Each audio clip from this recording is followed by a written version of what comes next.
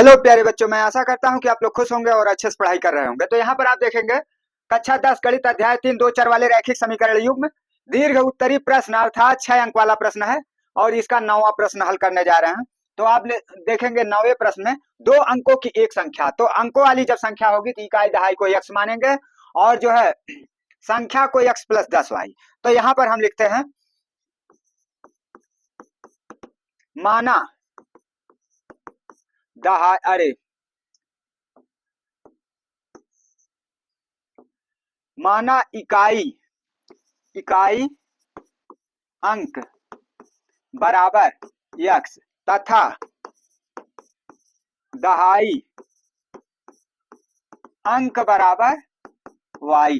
तो इकाई अंक x और दहाई अंक y अब संख्या मानते हैं तथा संख्या। तो संख्या क्या होगा, इकाई पर जो है इकाई के स्थान पर x है तो सीधे x लिख देंगे, दहाई के स्थान पर y है तो इसमें 10 का गुणन करके लिख देंगे प्लस 10y। तो यह जो है संख्या प्राप्त हो गई। अब यहाँ पर हमको निकालना है संबंधों के द्वारा समीकरण बनाएंगे, दो समीकरण। दो अंकों की एक संख्या और उसके अंकों को पलटने पर बनी संख्या का योग 99 है। तो इसका मतलब यहाँ क्या लिखेंगे, पलटी हुई संख्या, पलटी हुई संख्या।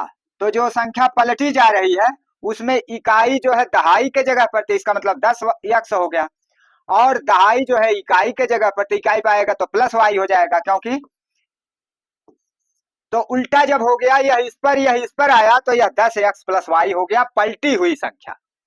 तो अब इसमें कह रहा है कि दो अंकों की एक संख्या और उसके अंकों को पलटने पर बनी संख्या का योग 99 है, मतलब इन दोनों संख्याओं का योग जो है 99 के बराबर है। तो हम यहाँ पर लिखेंगे x प्लस 10y और प्लस 10x प्लस y, दोनों जोड़ करके 99 के बराबर है। दोनों संख्याओं को जोड़ने पर 99 के बराबर है। तो अब हम इसमें x है तो एक x मानेंगे, एक x 10x 11x हो गया और फिर 10y और यहाँ y है, इसका मतलब एक y, 11y 10 और एक 11y, तो प्लस जो है यहाँ 11y हो गया बराबर 99 के। अब इसके दोनों पक्षों में हम 11 का भाग देंगे, तो जब हम 11 का भाग देंगे तो 11 करने 11, यहाँ एक आएगा, एक लिखा नहीं जाता सीधा x लिखा जाएगा, और फिर इसमें 11 का भाग देंगे तो एक आएगा, एक लिखा नहीं जाएगा सीधे y लिखा जाएगा, तो प्लस y हो गया। अब बराबर दूसरे साइड में 11 का भाग होगा 99 में, 11 9 99, तो यहाँ जो है 9 आ जाएगा। तो इस तरह से हमारा समीकरण नंबर 1 प्राप्त हो गया।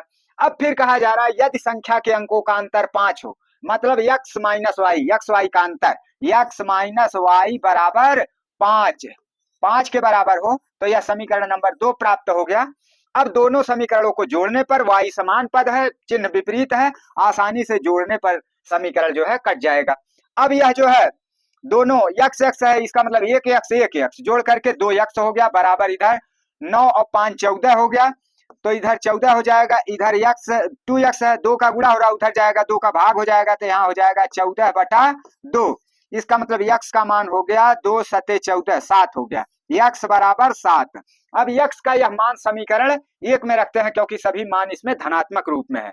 तो समीकरण 1 यहाँ लिखेंगे x प्लस y बराबर 9, यह जो है समीकरण 1 है। अब इस समीकरण 1 में x बराबर 7 लिखते हैं और प्लस जो है इसके बाद y है बराबर 9।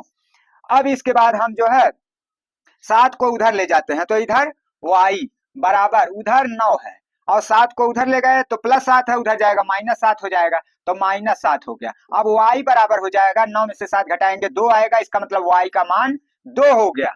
अब हमें ज्ञात करना है संख्या, तो यहाँ लिखेंगे अतः संख्या कहिए या मूल संख्या, अतः संख्या बराबर कितना हो गया, अतः संख्या बराबर कितना है x प्लस 10y, संख्या का मान कितना माना गया है x प्लस 10y। तो यहाँ जो है x का मान 7 है, y का मान 2 है, तो यहाँ लिखेंगे x का मान 7, तो यहाँ 7 हो गया और y का मान 2, तो प्लस 10 गुणे y का मान 2। तो अब इसको हल करते हैं, ये आगे वाला 7 है और इधर 10 दूनी 20 हो गया, 20 और 7 जोड़ देंगे 27 हो जाएगा। तो इस तरह से संख्या 27 प्राप्त हो गई।